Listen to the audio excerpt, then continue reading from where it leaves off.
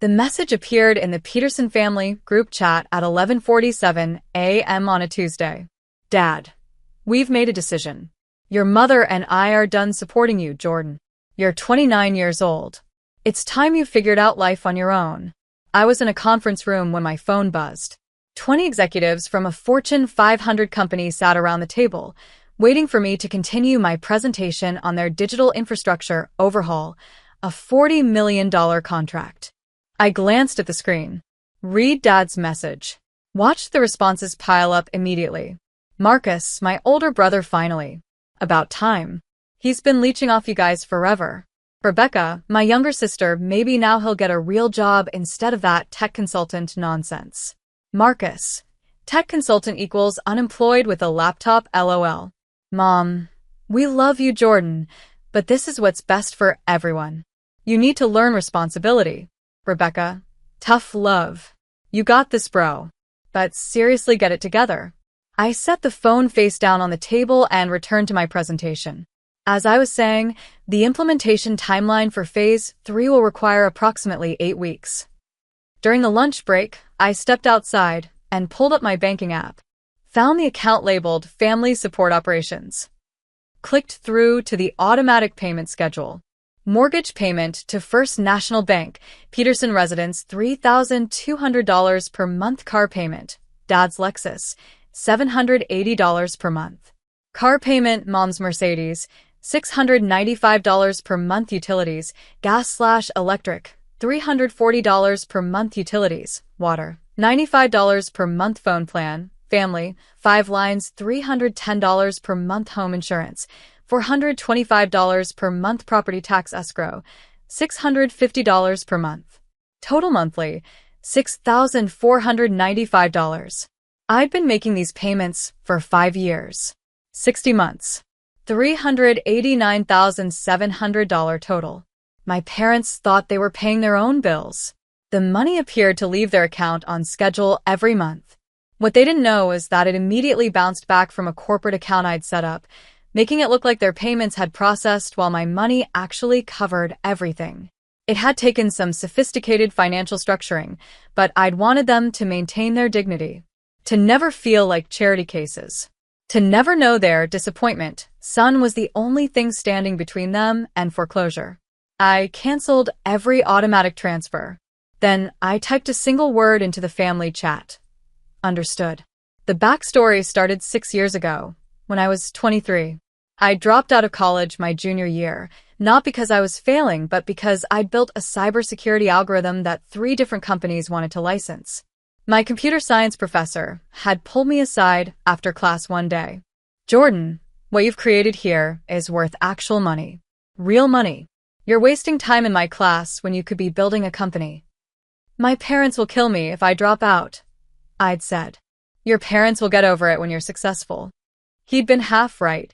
I dropped out, licensed my algorithm to a mid-sized tech firm for $800,000, and used that money to start my own consulting company. Within 18 months, I was pulling in $40,000 monthly in contracts. By year 3, I was clearing $150,000 monthly. My parents never believed any of it. Tech consulting, Dad would say with air quotes whenever anyone asked what I did. Which is a fancy way of saying he plays on computers all day. He dropped out of college, Mom would add, her voice tight with shame. We tried to raise him right, but the truth was simpler and more painful. I didn't fit their narrative. Marcus was the golden child, law degree from Georgetown, married to a doctor, 2 kids, a house in the suburbs. He made $190,000 a year as a corporate attorney and never let anyone forget it. Rebecca was the princess, marketing director at a mid-sized firm, engaged to a financial analyst, constantly posting aesthetic Instagram photos of her blessed life. She pulled in about $85,000 annually and spent most of it on maintaining appearances. Then there was me, college dropout, single, living in a modest apartment, driving a 4-year-old Toyota. I didn't look successful by their metrics, so I couldn't be successful. Never mind that I was pulling in $1.8 million annually. Never mind that I'd been featured in 3 tech industry publications. Never mind that Fortune 500 companies flew me across the country to solve their problems. I didn't have the degree, didn't have the wife, didn't have the suburban house with the 2-car garage. So, I was the family embarrassment. The financial support started almost accidentally. 5 years ago, I'd been visiting for Sunday dinner when I'd overheard Dad on the phone in his study. "I understand the payment is late," he'd been saying, his voice strained. "My company had some cutbacks. Yes, I'm still employed, but the commission structure changed. I can get you $1,500 by Friday, but the full $3,200 might take until the 15th. He'd seen me in the doorway and ended the call quickly. "Everything okay?"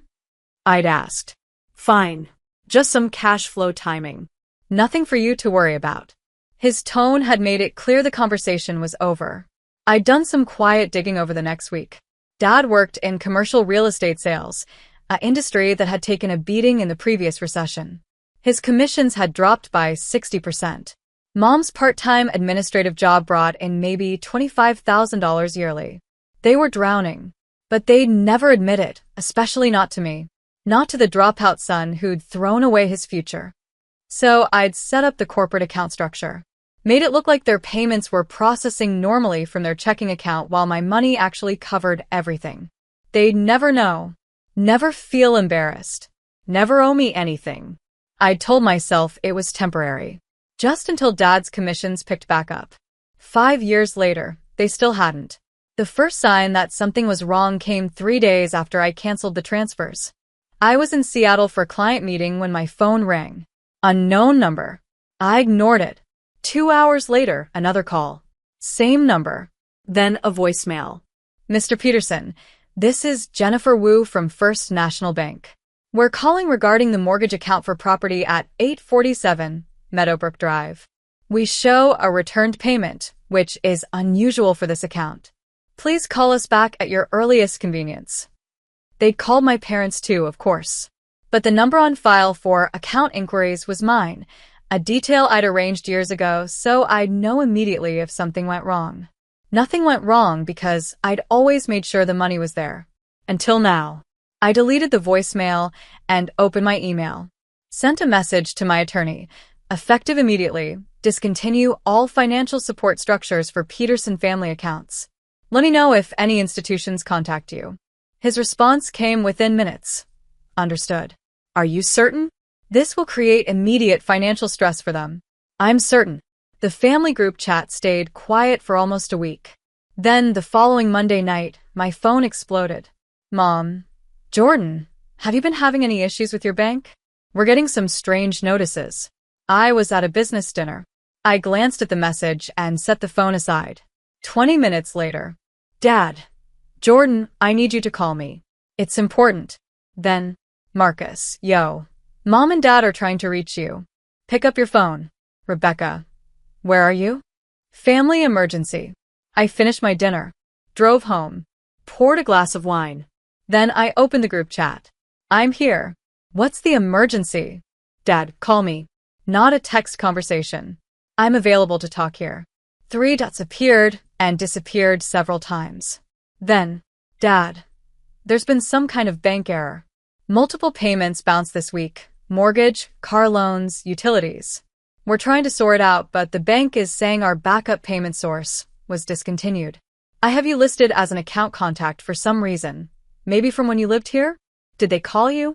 My heart rate stayed perfectly calm. I'd spent 5 years preparing for this moment, even though I'd hoped it would never come. They called.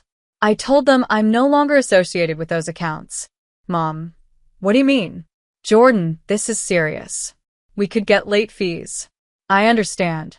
That sounds stressful." "Marcus, dude, what's wrong with you? Help them figure this out." "I'm not sure what you want me to do. Dad said they're done supporting me, so I'm being independent like you all wanted. I assume you're all handling your own finances too. Rebecca, this isn't the time for your attitude. Mom and Dad need help." "With what, specifically?" "Dad, Jordan, I don't have time for whatever point you're trying to make. Did you change something with the bank? Did you close an account?" I took a sip of wine, looked at my phone, thought about 5 years of secret payments, 5 years of tech consultant jokes, 5 years of being introduced as our son who dropped out of college. I closed a corporate account that was handling some automated payments. It's no longer active. Mom, what payments? Various bills. But like Dad said, you're done supporting me, so I figured you didn't need me involved in your finances anymore. There was a long pause. I watched the three dots appear and disappear over and over. Dad, what are you talking about? I screenshot my banking app. The Family Support Operations account.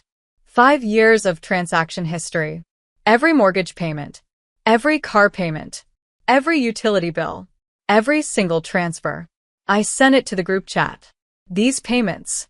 I've been covering your mortgage, both car loans, utilities, insurance, and property taxes for 5 years. The corporate account that was handling them is now closed. You're on your own, just like you wanted. The chat went silent. I watched the red receipts appear under my message. Mom. Dad. Marcus. Rebecca. Nobody typed anything for 6 full minutes. Then, Marcus, this is fake. You don't have this kind of money. Call First National Bank and ask them about the payment source for your parents' mortgage for the last 60 months. They'll confirm. Rebecca, why would you do this and not tell them? Because they needed help and were too proud to ask. Because I actually care about family, even when they think I'm a failure. Mom. Jordan, we never said you were a failure. I laughed out loud at that. Typed. Last Thanksgiving, you literally told Aunt Susan I was still trying to find myself, while Marcus was actually established. At Christmas, you introduced me to your friends as the one who's good with computers.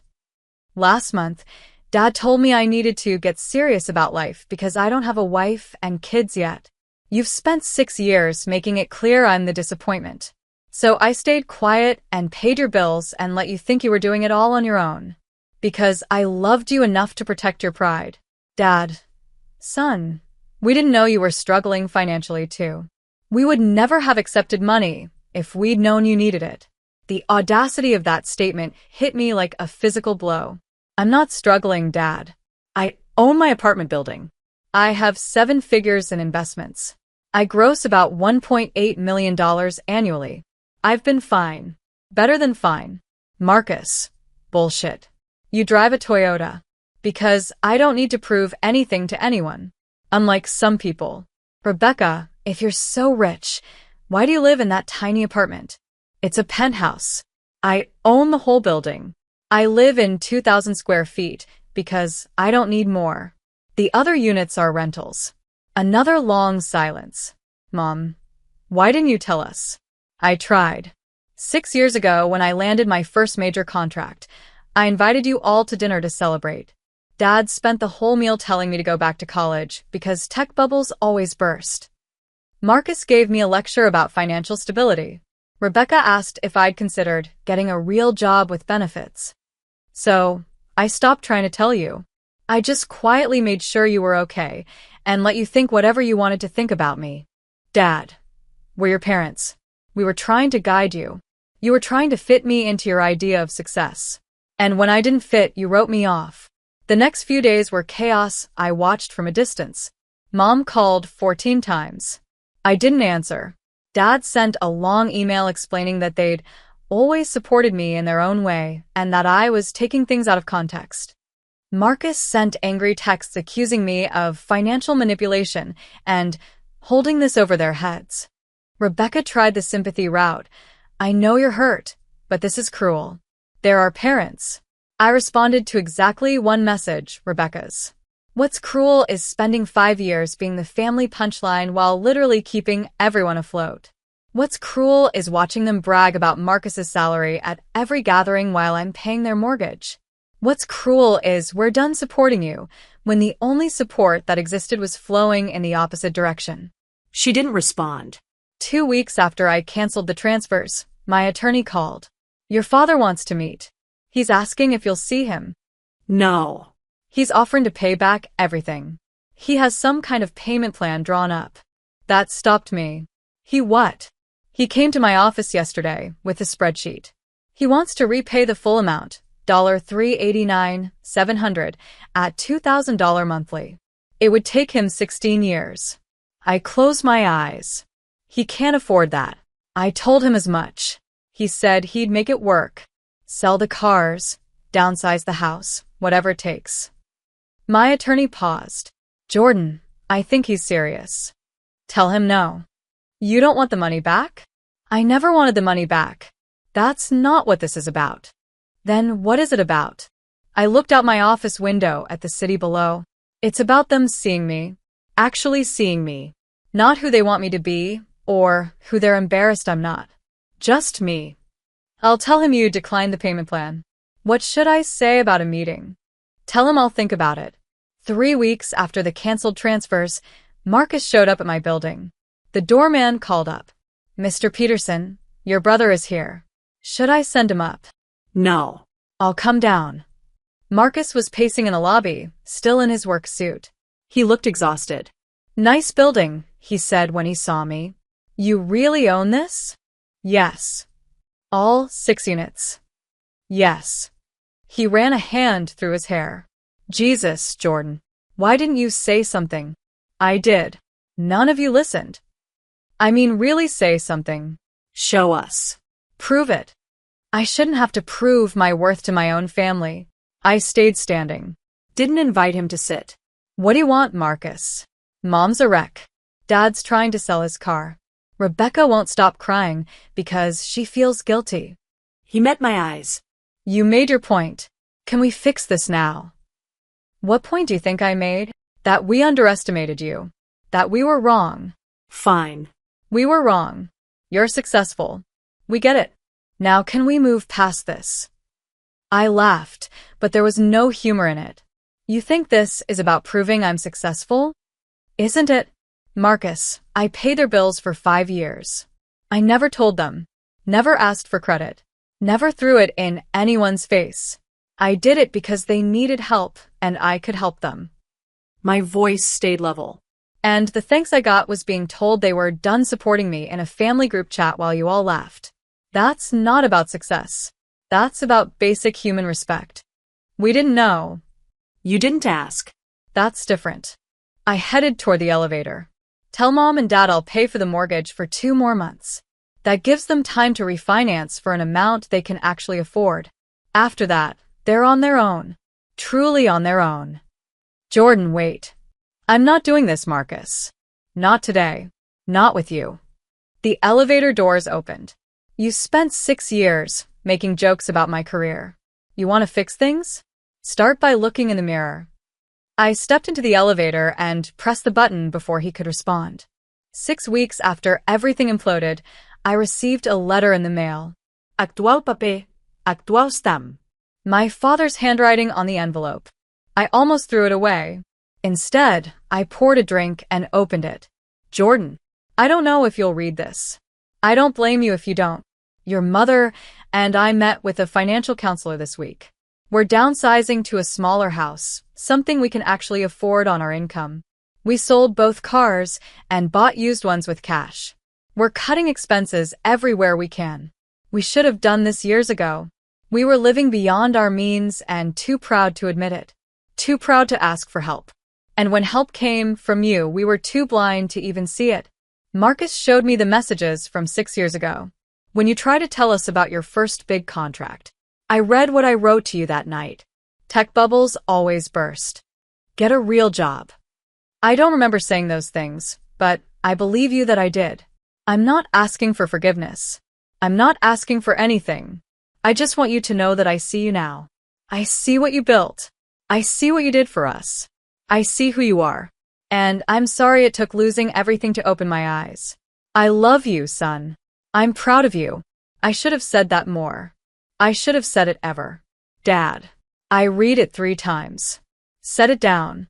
Picked it up and read it again. Then I called my attorney. The payment plan my father proposed, is he still offering it? Yes. He's been calling weekly to ask if you've reconsidered. Tell him no again. Tell him the debt is forgiven. All of it. Jordan, are you? Tell him it was never alone. It was family taking care of family. Tell him. I paused. Tell him I'm releasing the $389,700 on one condition. What's that?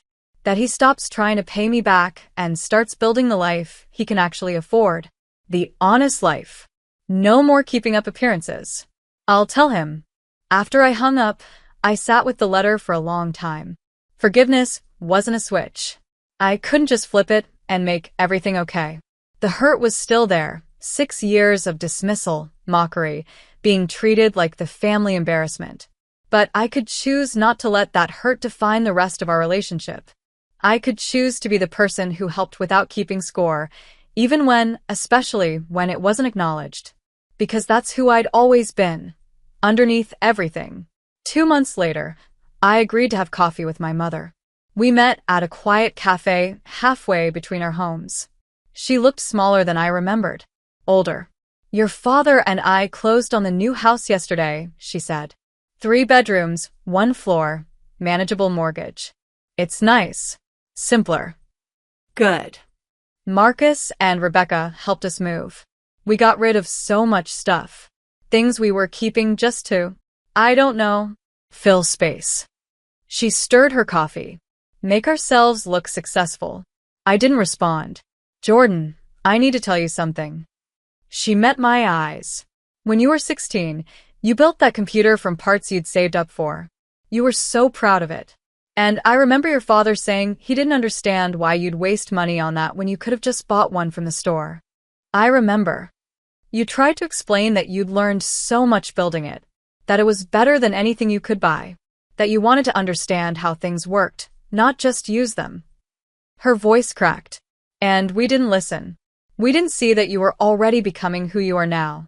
We just saw a kid wasting money. Mom. We did it again and again. Every time you tried to show us who you were, we told you to be someone else. Someone we could understand. Someone who fit our idea of success. Tears rolled down her cheeks. And you became successful anyway. Became generous. Became good. Despite us, not because of us. I handed her a napkin. I don't know how to fix 6 years of being blind, she said. I don't know if you even want me to try. But I'm asking, not for things to go back to how they were because how they were was broken. I'm asking if we can build something new. Something honest. I thought about the letter from my father. About Marcus showing up at my building.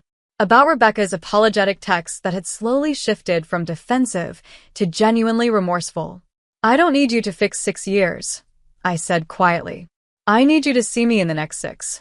And the 6 after that. I need you to stop measuring my life against Marcus's or Rebecca's or anyone else's. I need you to trust that I know what I'm doing, even when it doesn't look like what you expected. We can do that. I can do that. Can you? I want to try. She reached across the table, stopped short of taking my hand. Will you let me try? I looked at her, really looked at her. Saw the regret. Saw the grief over what she'd almost lost. Saw the mother who'd once helped me with science projects before the disappointment set in. Yeah, I said finally. I'll let you try. The family group chat stayed quiet for 3 months. Nobody used it. Too many bad memories. Then one day, a new chat appeared. New beginnings with just 4 members. Mom, Dad, Marcus, Rebecca, and me. Dad, Jordan, saw an article about corporate cybersecurity contracts. Made me think of you. Sending the link in case it's interesting. Attached was a Wall Street Journal piece about the exact sector I worked in. I stared at my phone. Dad had never, in 6 years, sent me anything related to my actual work. Thanks, Dad. I'm actually quoted in this piece. Page 3. Dad, are you really? I'll read the whole thing. That's incredible, son. Mom. Our son in the Wall Street Journal. Sending to everyone we know. Marcus. That's actually pretty cool. Congrats. Rebecca. Screenshotted and posted to Instagram. Hope that's okay? Want people to know my brother's brilliant. I smiled despite myself. It's okay. It wasn't everything. It wasn't 6 years of pain erased. But it was a start. A year after I canceled those transfers, we had Thanksgiving at my parents' new house. It was smaller than the old place. The furniture was mismatched. The dishes didn't all coordinate. But Dad carved the turkey without any speeches about Marcus's achievements. Mom didn't compare anyone's life choices. Rebecca asked genuine questions about my current projects. Marcus actually listened to the answers. After dinner, Dad pulled me aside. I've been attending this financial responsibility workshop, he said. Learning to budget properly. Live within means. All the stuff I should have learned decades ago. That's good, Dad. I wanted to show you something. He pulled out his phone, showed me a budgeting app. See? Everything tracked. Income, expenses, savings. I'm 3 months ahead on all my bills now. Using my own money. The pride in his voice made my chest tight. I'm really glad, I said honestly.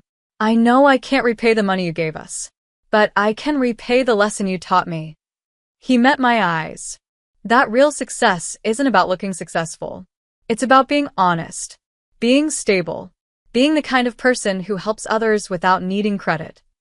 You taught me that lesson first, I said quietly. Before things got complicated, you used to help neighbors fix their cars for free. Remember? He blinked, surprised. I'd forgotten about that. I hadn't. That's who I thought fathers were supposed to be. That's who I tried to be.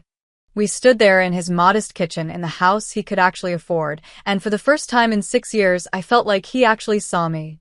I'm proud of you, Jordan. The work you do. The person you are. I should say that more. Yeah, I said. You should. I'm proud of you, son. Thanks, Dad. It wasn't everything, but it was enough. 2 years after the group chat that changed everything, I landed my biggest contract yet, a $200 million cybersecurity overhaul for a federal agency. The contract was public record. It made the news, not just tech news, but actual news. My phone rang at 7 a.m. the day after the announcement. Dad. Jordan, your mother, and I just saw CNN. Did you really just sign a $200 million contract? It's a 3-year contract, but yeah. Silence on the other end. Then, my God.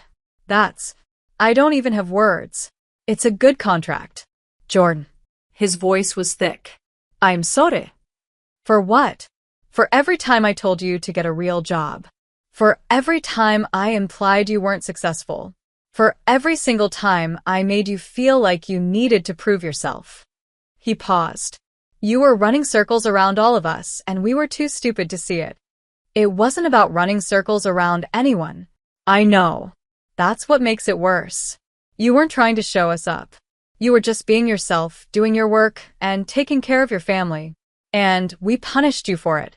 I looked out my office window at the morning sun rising over the city. We're good, Dad. Really? Are we? Yeah. We are. And I meant it. Some endings aren't neat. Some family wounds don't fully heal. But some relationships get rebuilt. Not into what they were, but into something different. Something honest. My parents never met the version of me that needed their approval. That version stopped existing the day I canceled those transfers. But they know the version of me that exists now. The one who's successful on his own terms. The one who helps without needing credit but also doesn't accept being dismissed. The one who learned that sometimes the most loving thing you can do is let people face the consequences of their choices. Even when those people are family. Especially when those people are family. Marcus and I grab lunch once a month now. We don't talk about the past much. We talk about work, about life, about things that matter now. Rebecca calls me for actual tech advice. She's building something of her own, smaller than my ventures, but honest. Hers. Mom and Dad are still in their modest house. Still budgeting carefully. Still learning to live the honest life they should have built decades ago. And me? I'm still in my penthouse. Still driving my Toyota. Still building companies and landing contracts and helping people who need it. But now my family knows who I am. And that finally is enough.